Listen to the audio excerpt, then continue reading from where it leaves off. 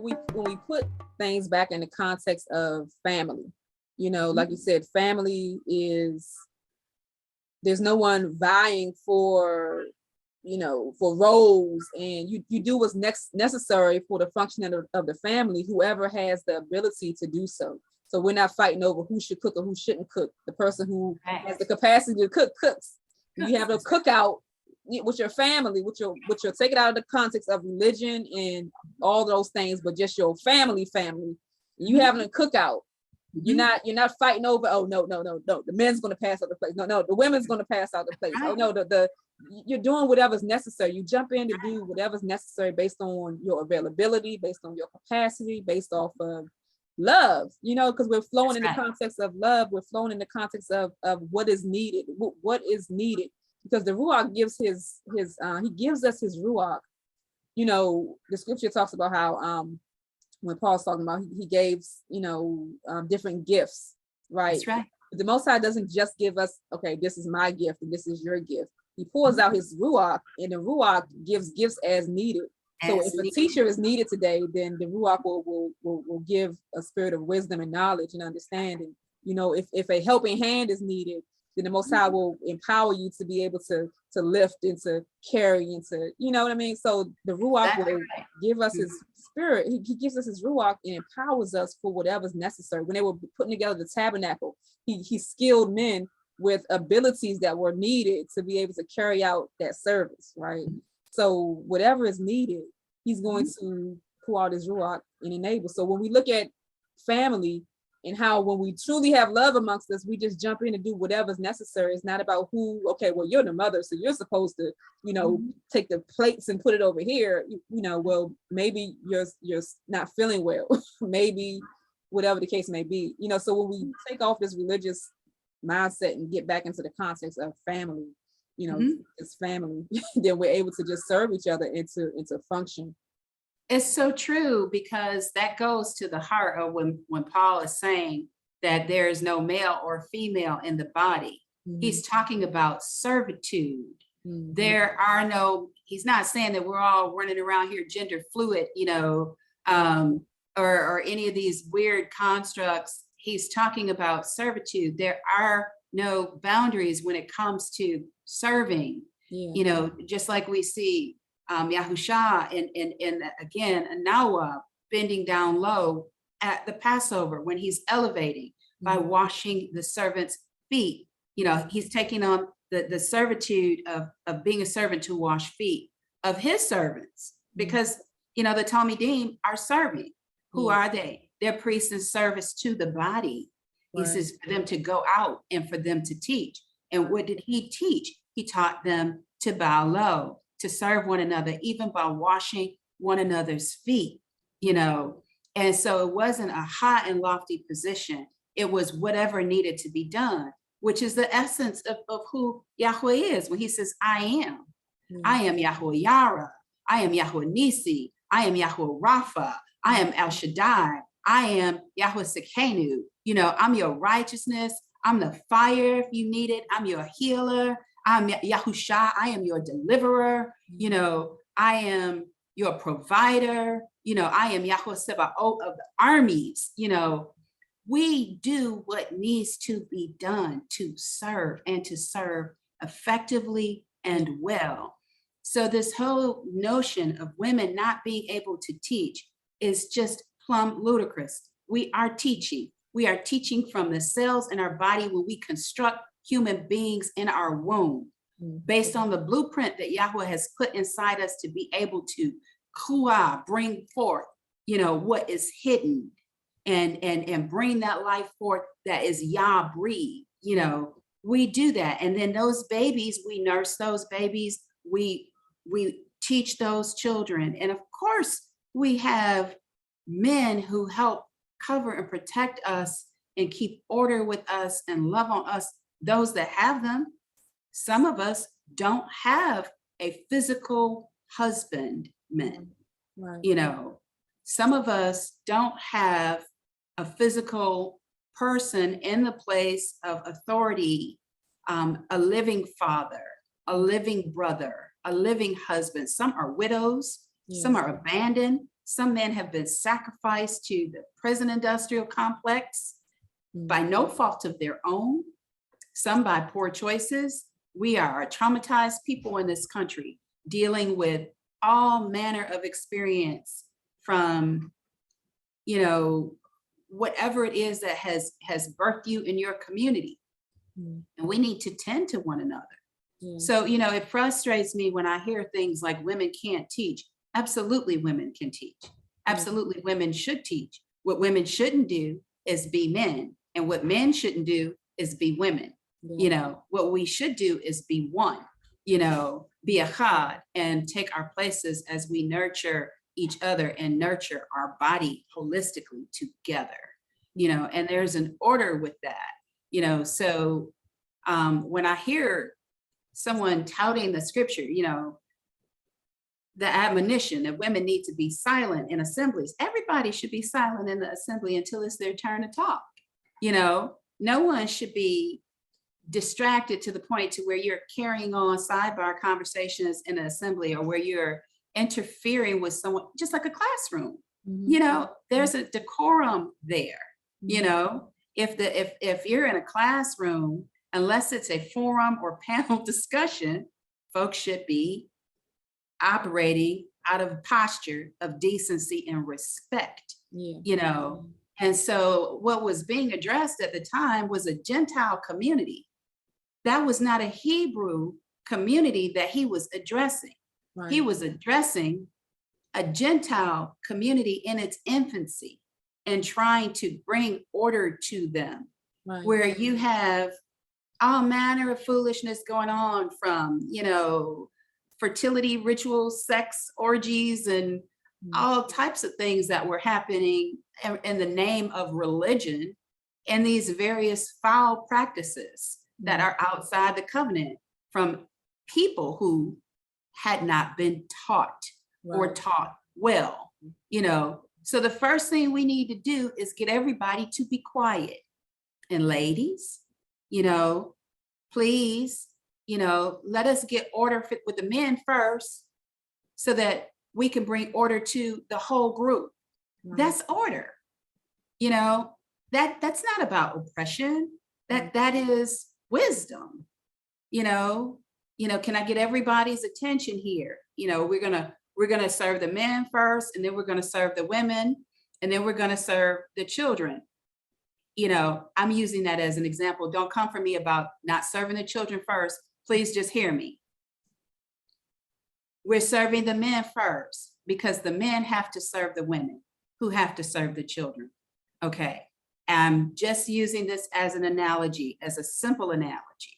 Just kind of like when I think about and I know a lot of folks may come for me on this one too, but that's okay. I can take the heat through Yahuwah because he's bringing the fire, bring it. Concerning the tithe. The tithe directed to Yahuwah openly serves a priesthood first, then the most vulnerable, being widows and orphans, right? Why the priesthood first and then the most vulnerable? Because the priesthood is serving the most vulnerable. Right. They need to be able to minister to them. They need to have provisions to serve them and to serve them well. So if dad needs to go make sure that a reigning army isn't going to come in and kill our babies, right? We need to make sure that dad has been served. That's why daddy gets the big piece of chicken. We need to make sure that he's been served and he's able to hold guard while mama eats and chews the food up and gives it to the baby. This isn't about us sacrificing our babies. This is about us maintaining our lives, and not being erased and being able to function. The baby doesn't need as much as daddy and mama, but by nature of our physicality, for the most part, dad typically requires a little more, So unless there's a food shortage, where we're down to the last crumb, and we're going to give, or the last few crumbs, and we're going to give it to the children because we can go longer. We can fast longer without provision. you know, there is a beauty in that order and how we serve each other. It's no different than a person who secures their own oxygen mask so they can tend to someone who may not be able to reach theirs. You know, if I pass out, I can't help you, you know. And so let Yah be true and every man a liar. You know, when we look at these verses, we need to be mindful of how they were given in context and not use them in a Western mindset to create confusion, you know, because you have sisters who are not operating in their gifts because they're under this notion. I mean, even I have been slow to come forward because I didn't want to create the appearance of diminishing Yahusha, you know, in any kind of way through my behavior, you know. So we need to understand that we are a body, and Yahuwah can use whomever he chooses, you know, even to the point to where he opened the mouth of an ass, a literal ass that he had speak, you know, when Balak was going to curse the nation, and the messenger was there to slay him, and he kept guarding him by turning him out of the way because he could see things that his rider could not see. And so in his posture, he kept turning out of the way, you know, because he sees the messenger there getting ready to keep him. You can't carry out this mission because this mission is a violation of my people. So I'm here to stop you from bringing forth this message. And this animal, he sees that. So this animal is guarding his rider because they've been together for a long time. How do I know? Because the animal says when he gets beat after the third blow, why do you keep beating me? Have I not been your ass all this time? Have I done this to you before? Don't you think? You know, do we not have a relationship here, sir? You know what? You know me. You know, the context has changed. So my response to the context has changed, and it's changed because I'm trying to serve you. Picked me for a reason. So why are you beating me? It's the same with how certain doctrines are impacting, you know, us sisters who are trying to grow and be useful vessels. We're supposed to be lit. We're supposed to have a vessel filled with oil ready to illuminate, you know, a pathway, shine Yah's light. You know, we're menorahs, you know, we are menorahs. We are to illuminate. We are to be light and salt, you know, drawing light to the path. Come this way. In a dark place, in a dark room. So why? And the word says the older are supposed to teach the younger.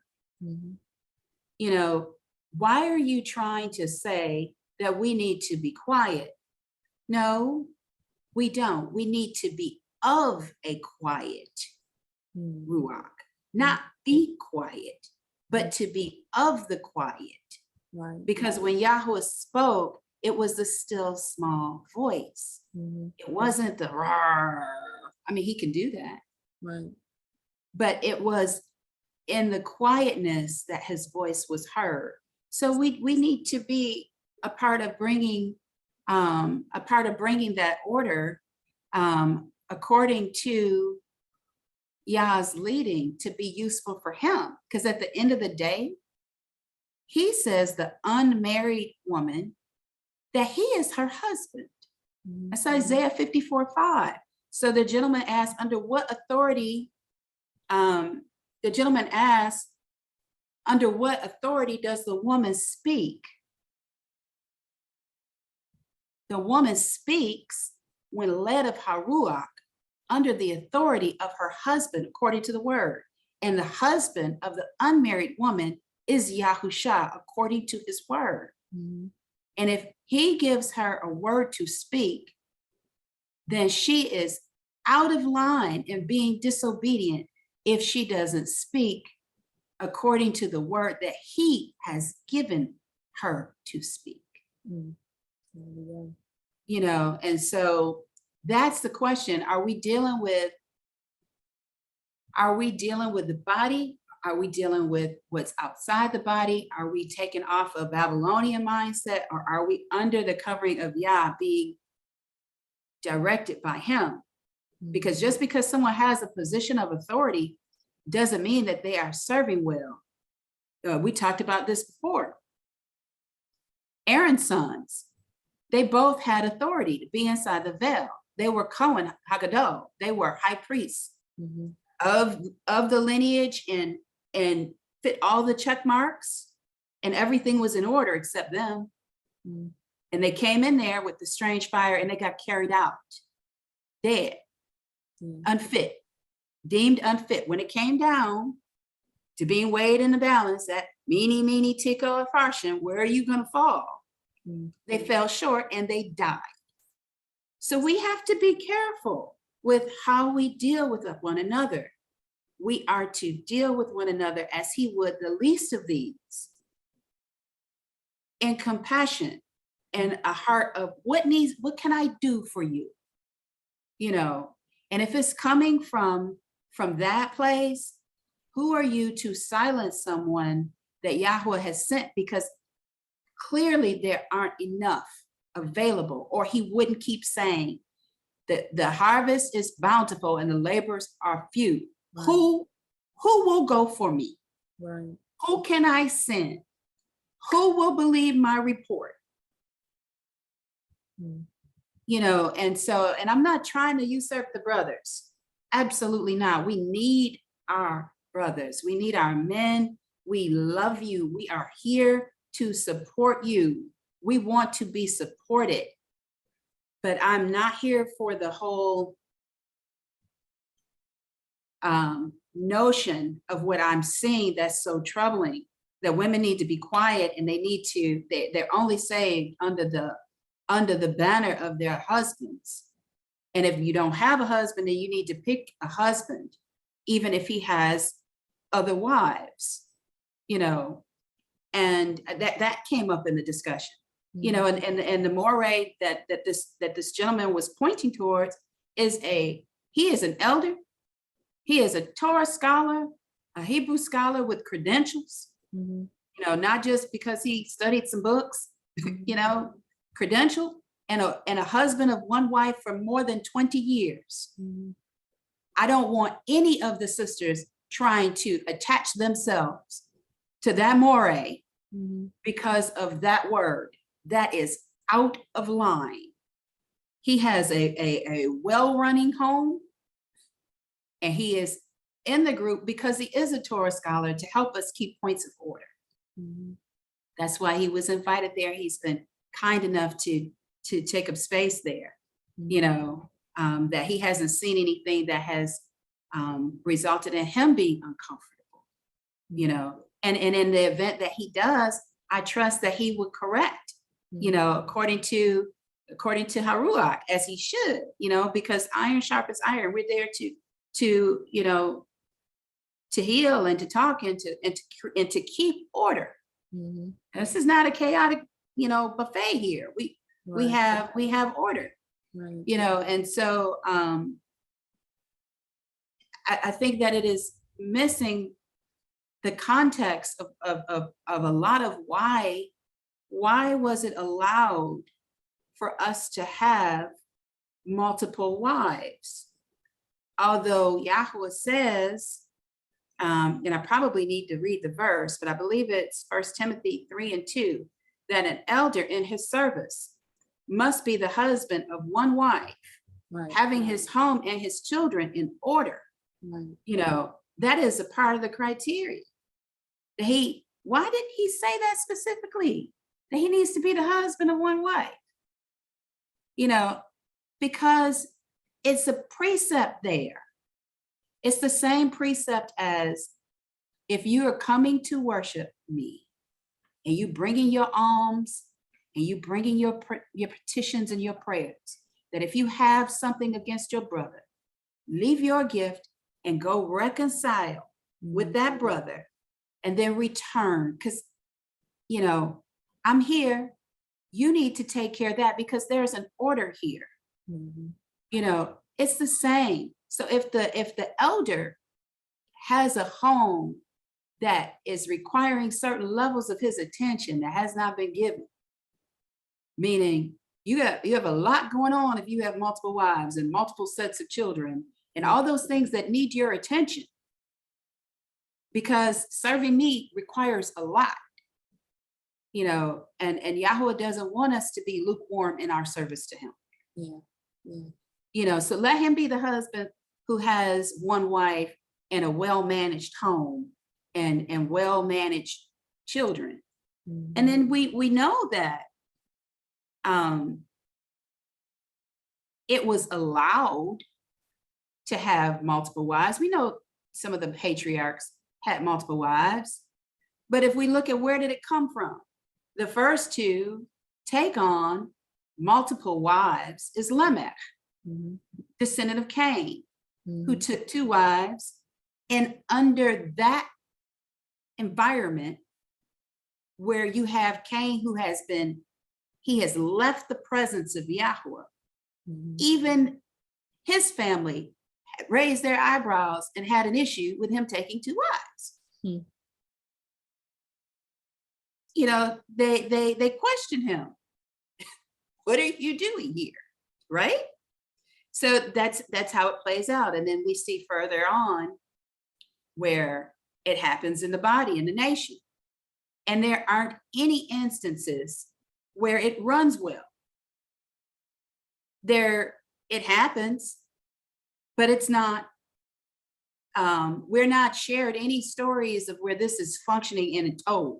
You know, it's happening, you know, and I'll just interject a little bit and I'll fall back so that I make room for your comments on some of the points that I brought out. But what I do see, you know, I know the admonition is there for our men not to multiply wives to themselves. And also, you know, there's kind of but if you take another wife, let not the first wife's provision be diminished. And I think that's where the conversation is being lost. Because I, in my whole heart, I believe that it is permissible to take a second wife, because Yah's intention is for his daughters to not be without a provision. That it's not about raising up, oh, we got to hurry up and procreate all these babies and have, you know, we need to be nation builders. I need 10 wives because I need to be able to produce XYZ children this year. No, you know, because I'm hearing that. It is a matter of Yah's daughters having provision with no one having their provision diminished. You know, so if you have a woman who has lost her husband, has no father, has no brother, she has no portion in ancient Israel. So if you are able to not have your wife's provisions diminished and you can take her, then that is tov. You're extending service to her and compassion. This isn't about sex. This isn't about creating babies. This isn't about multiplying wives to yourselves. This is about how can I serve this daughter of Yah over here? I can be a redeemer for her. That's the principle, you know, and I can do it without it taking away from my wife and my children. That's nobody is talking about that. That's the principle, you know, and in most cases, these women would be older women or women that have you know, it would be a rarity. It wouldn't be the construct, you know, because I'm hearing more about that than I'm even hearing about, you know, how do we serve? What are we doing? You know, it's almost like this whole agenda, you know, but it would be a rarity. You wouldn't have a whole bunch of women unless they lost their husbands to war or whatever, you know. And in those cases, you might have women with children, but you wouldn't just have a whole host of single women with no father, no brother, no prospects. Right. You know what I mean? Right. And so, you know, I think that part of the conversation needs to be understood in its context, that in those instances, it's about care, and it's about order. It's about love. It's not about the flesh. It's about the ruach. It's about the spirit. And if you are doing that, you're serving the whole body as unto Yah. You know, no different than Yah grafting in a Gentile into the natural branch. You know, it's a precept there. Am I making sense?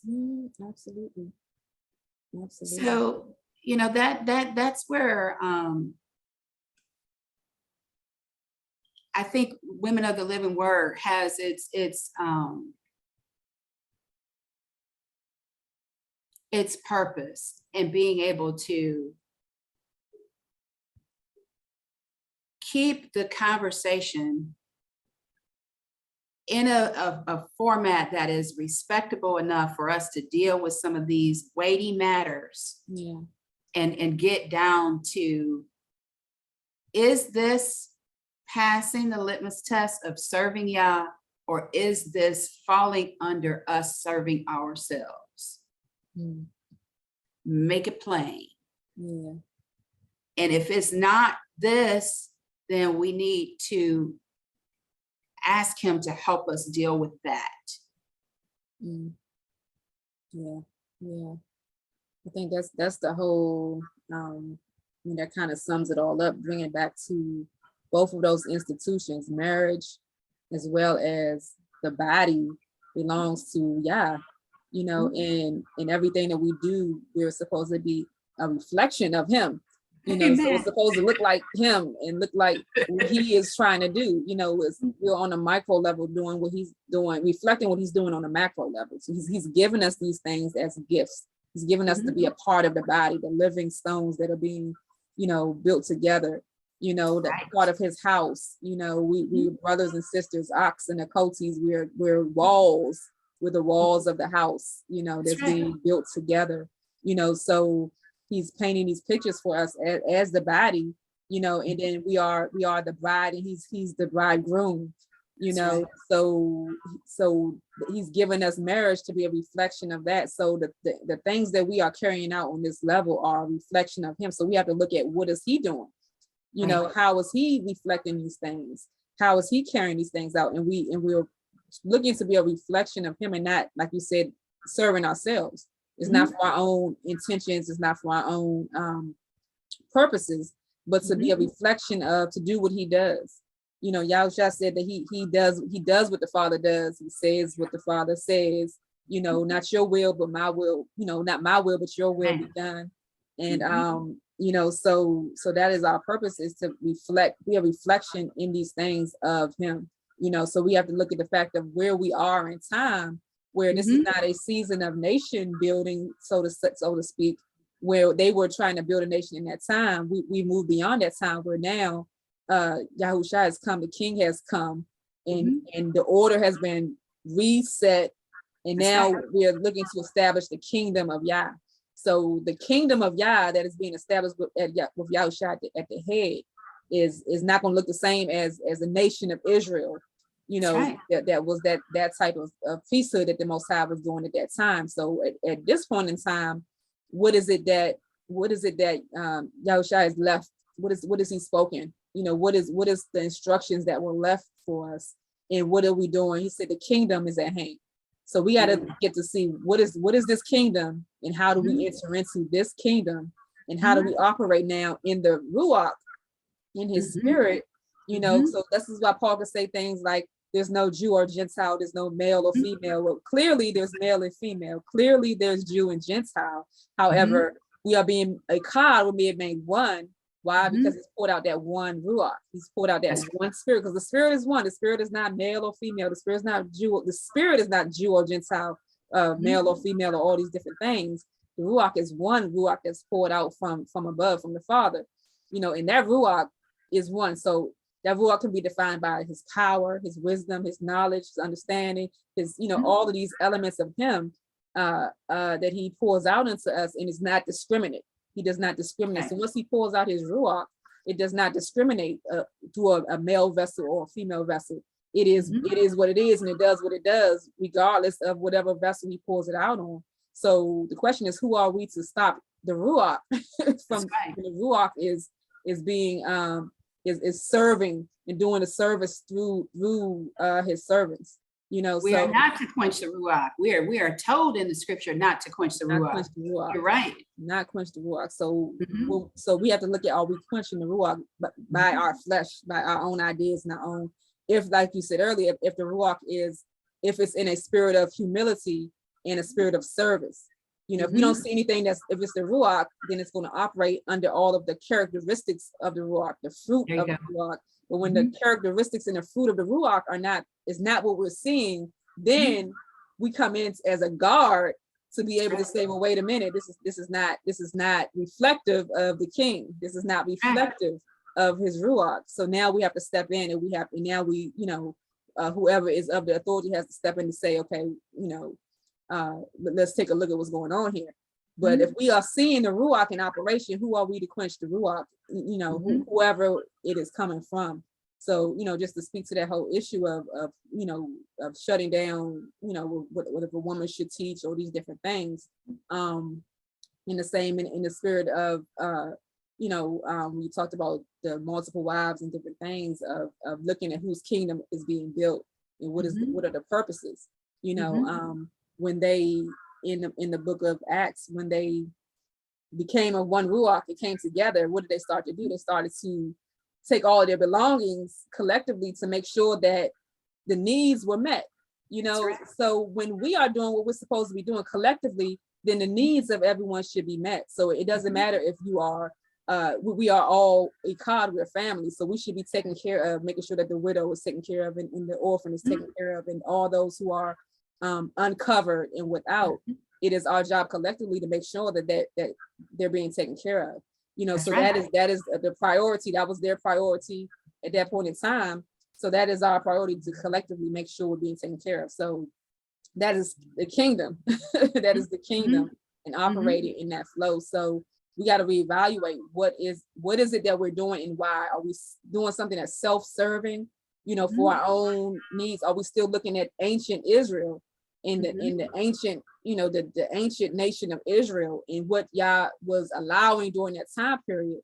Or are we looking at it? We really truly understand this renewed covenant and the kingdom of Yah? That's what we have to really look at. What does it mean to build the kingdom of Yah, and to enter into the kingdom of Yah and what he's doing? Because Yah is dealing with eternal things. He's bringing us back to the garden. You know, he's bringing us into a space that is not dealing with flesh, but is dealing with his eternal things that he's bringing us into. So, that's right. I think that everything that you laid out was excellent. How the Ruach just brought that out, because we have to, flesh has to decrease so that the Ruach can increase, so that Yahusha can be established as the head of this house. You know, as he's been established by the Most High Yah. And he is the head. And when and that's the issue, is discernment. Because we are to discern the spirits to see if they are of Yah.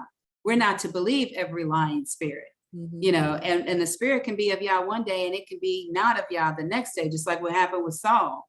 You know, one minute he was anointed king, and the next minute he was not, you know, because it had left him, you know. And Yahweh, his spirit, you know, wasn't contending with him anymore like that. So that can happen, you know. we need to be looking at what are we doing? What are we building? Are we building, as you said, the living stones, the foundation that Yahweh has given us with Yahushua as chief cornerstone?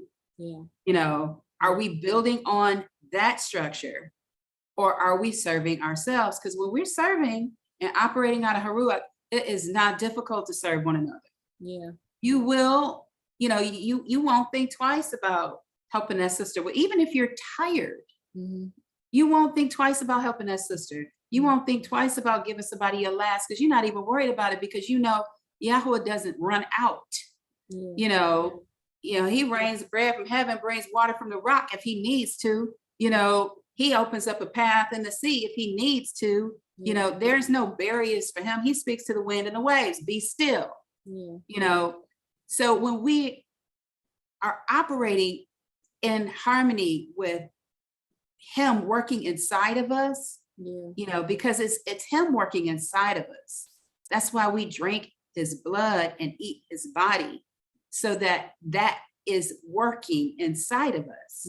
You know, then we're able to walk it out. Because that's who Yahusha is. Yah working inside of a body, walking it out. And so when he says, follow me, we are able to do that. And it's not hard. Just like he said, it's not hard. We become yoked with that Aleph, the true Aleph. And we are able to plow on towards the mark. And we are able to be secured by the covenant. And it's not hard. Sin is hard. You know, dealing with us being out of order when we get caught up in ourselves, that's hard. You know, having to sit down and examine yourself and take on that heart circumcision. I'm not a man. I cannot imagine, you know, but if I think about it, I think, you know, well, I did tend to a circumcised son. It didn't look fun, you know, even though he was a baby. You get what I'm saying? So that heart work, that heart circumcision, it's going to take something from you. You know, it's going to take, just like it's taking something from you in the physical space, it's going to take something from you. And you're going to have to deal with that pain, you know, but from that comes the ability to serve Yah in the way that he intended for us to be able to serve him. And that's by serving one another. We serve one another in service to him. You know, he's given us as a body. We are his hands and feet. You know, and so that's the only reason why someone would be without, you know, because somebody has something that can help, even if it's a little bit. And all those little bits add up to enough. You know, what did it take? Somebody showing up with a picnic, you know, a couple of fish, a couple of loaves of bread, 5 fish and 2 loaves of bread, and everybody was handled. Plus 12 baskets of fragments. You know, so we have a model, we have a precept, we have a structure, we have a witness. Let it do what it's doing. You know, let Yah do what he's doing without us trying to inflict our wisdom on him, because it's very simple. He says that he takes the simple things to confound the wise. Right?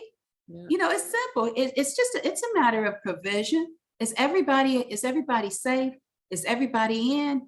Have you counted everybody's accounted for? Nobody's left out.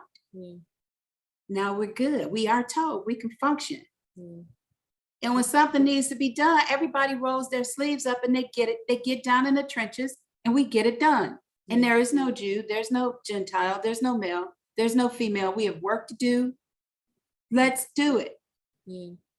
Especially when you're at war. We know how to do this. You know what I mean? We know how to do this. Like I was saying, when we take it out of the context of religion, put it back in the context of family. We know how to come together in hard times, even when we're not getting along, even if we have differences. We know how to, when push comes to shove, we know how to fall into order of serving and making sure that everybody's okay. Why? Because there's that intrinsic love. There's that love, even, if there's differences, there's that love there that's going to overshadow everything. So if you're in a time of war, if you're in a time of great need, if you're in a time where everything is in an uproar, you're going to push everything to the side, and you're going to make sure that those that you care about around you are taken care of by whatever means, and whatever person is able and capable of doing so, they're going to jump in and do it. And right now we're at war. That's right. We're in a state of warfare. So whatever is necessary, we jump in. Just like they're having that war over there right now, and everything, all bets are off. So whatever's necessary, okay, I know how to I have nursing skills, I'm going to serve in this kind of way. Well, I know how to do this, I know how to make weapons, I'm going to serve in this kind of way. Everything else is off the table. It doesn't matter, all the divisions and different things. We're at war. The enemy is not us, the enemy's over there. So we're going to pull together our resources to do whatever's necessary to sustain ourselves in the midst of this, and to be overcome. So that's the mindset that we have to take on. Like, whatever is necessary, we all hands on deck. There's no time for, well, this and that. All hands on deck, because we're at war, and we need everyone to make sure that we're all taken care of with whatever resources, whatever portions that have been entrusted to us. We have to be able to take that and portion that out, to each other, portion that out to our community, portion that out to our family that is in whatever need that is, whether that need is bread, clothing, whether that need is upliftment, encouragement, whether it's admonishment, correction, whatever it is, we are given that charge to feed each other with whatever needs to be fed. You know what I mean? So we have to switch our mindset up from, the mindset that we've been taking on of this world, and put the mindset of the Most High in the kingdom, and the basics of family that we already intrinsically know and understand.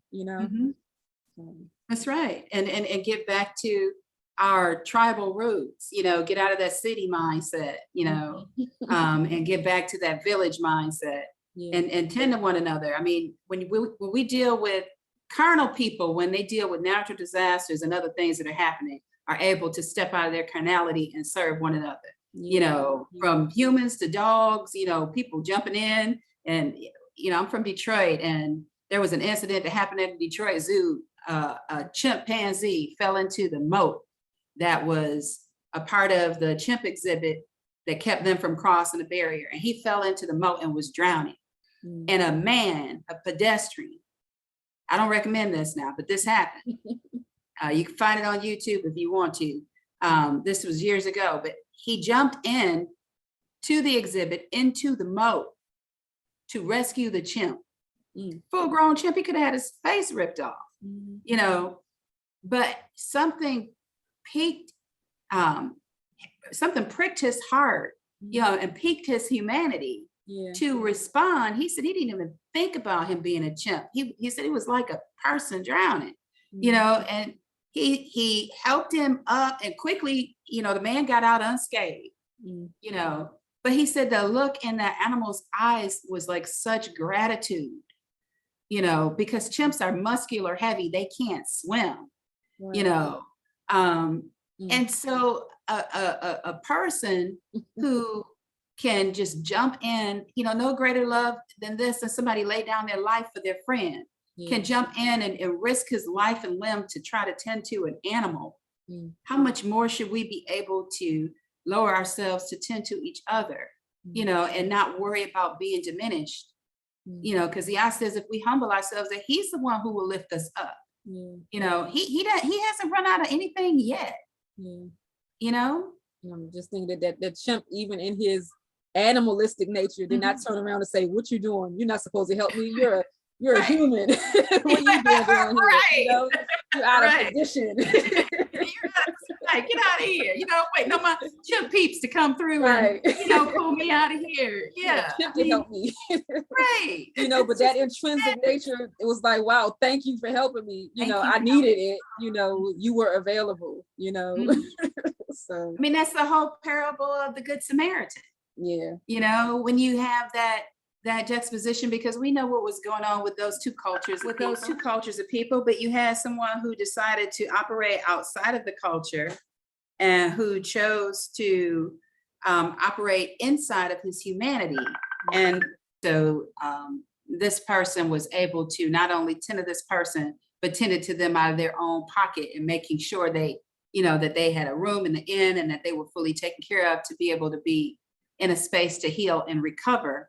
And this is not someone who was a part of their family. These are not my people, so to speak. Right. And if it is those principles that Yahweh has given us, that we are to be loving, even for those who mistreat us, because what happens if they get from your witness, a change of heart and come into their senses, and repent. That's the point. To bring us all to a sense of reflection that yields repentance, that yields submission, that creates growth, that esteems Yahweh. Yes. And no one can tell me that that's not something that is functional for him, and that being the case, then we are to be servants first before we can be leaders. Mm-hmm. Yeah.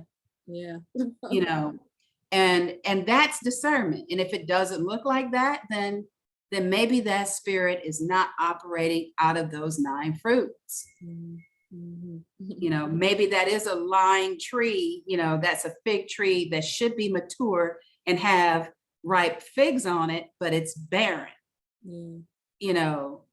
And if that's the case, then it's not serving its purpose in the summertime, when it should be ripe, and able to be a supply of nourishment, and so I just urge everyone to consider their own heart as we are counting up to the head of the year and searching out our own comments and getting ready to present ourselves as unleavened at this table of order called the Seder, as we partake of these elements and get renewed, in the season, not to poke anybody else in the eye, because we have our own eyes to examine, and that's how we get true order.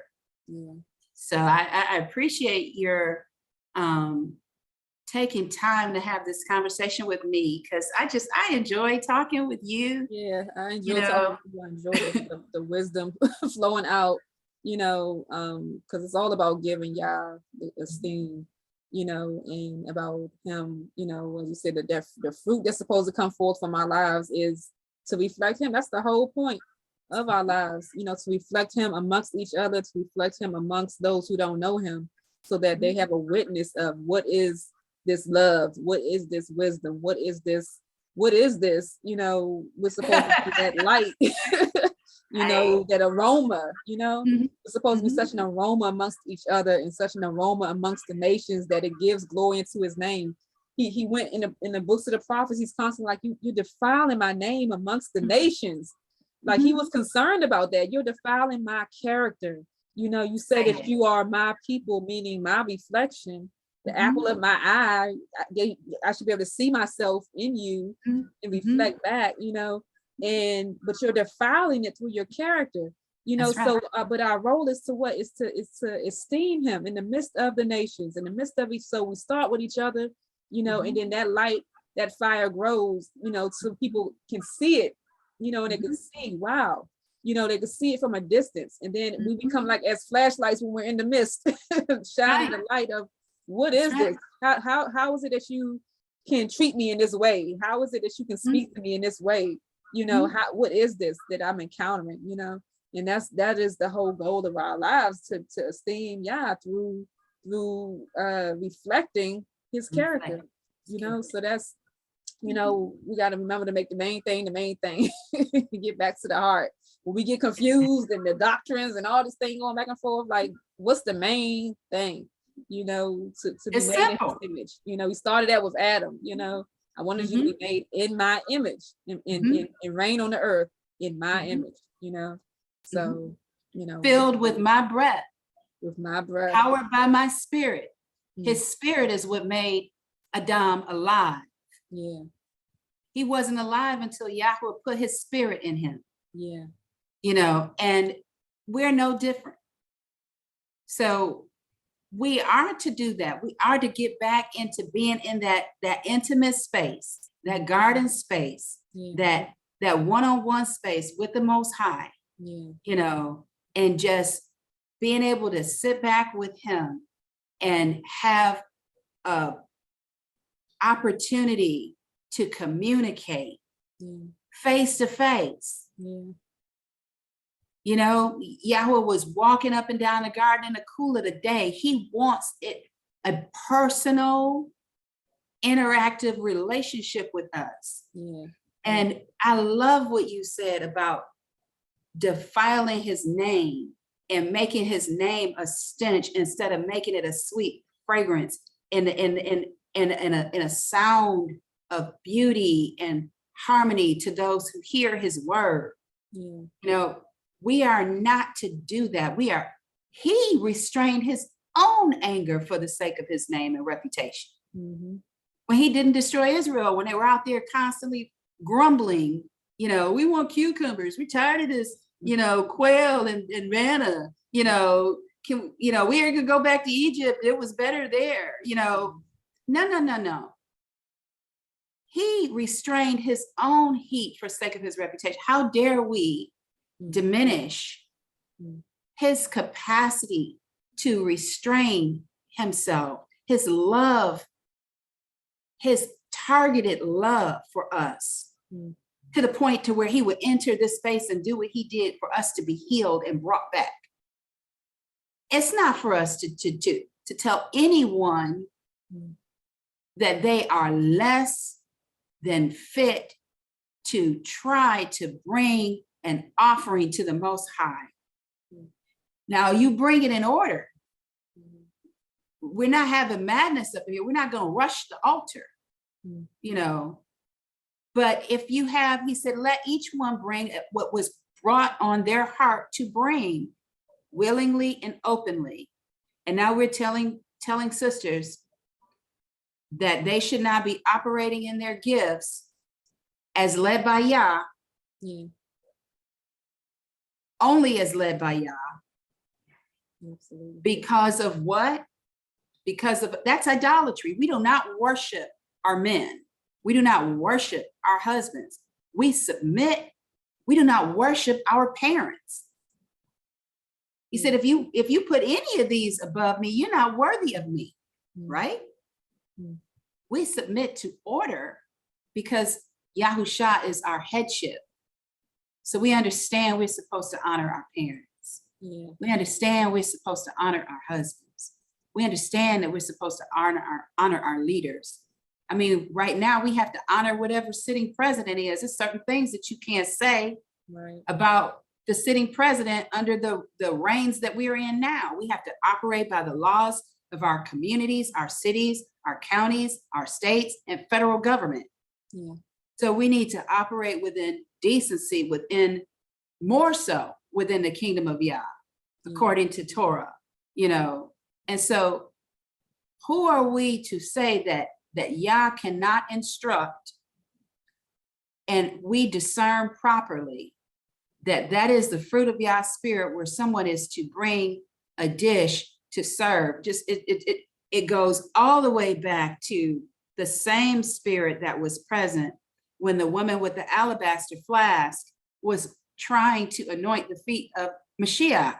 And they said, do you know what manner of woman this is? Do you know what the value is of this stuff that she's wasting, the spikenard that she's wasting in this vessel? We could sell that and we could do a whole lot with this for the poor. Because you're speaking out of turn and you do not understand what is happening. There were women who were present in the function of Yahusha's time here on earth. He revealed himself to the women at the tomb first, who brought back report to the brothers. Mm-hmm. There were women who went with spices to prepare the body. Mm-hmm. Obviously, they had to know how to do those things.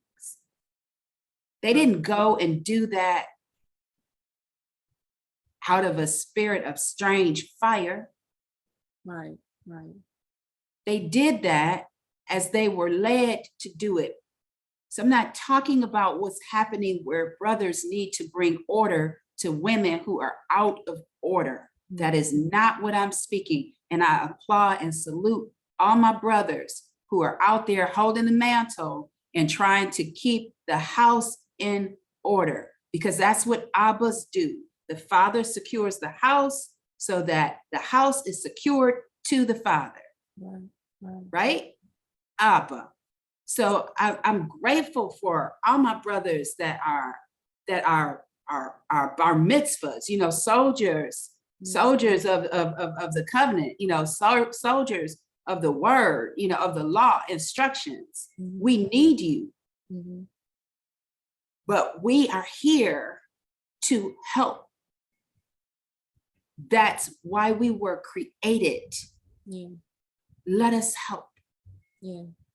Let us help in decency and order as we are instructed by Yahweh.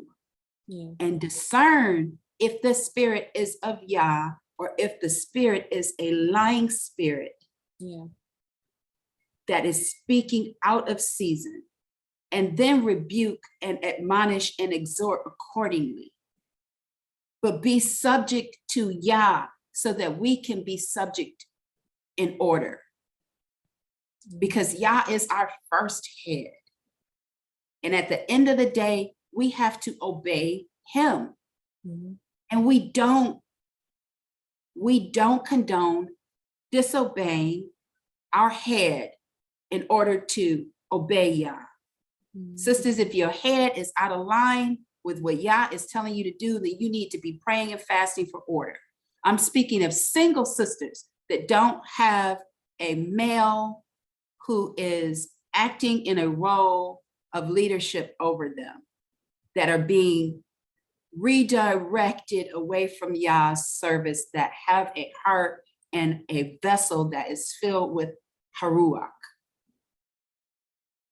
Be obedient and follow through in the service that Yah has given you, because at the end of the day, it's you and him. Mm-hmm. And some of us will be married and some of us will not be married to someone other than Yahusha. Mm-hmm. And I'll leave it there. Mm-hmm. Praise Yah. Praise Yah. Thank you for sharing. Thank you for having me. It's a good conversation. And may Yah be esteemed. May Yah be esteemed. Hallelujah. Hallelujah.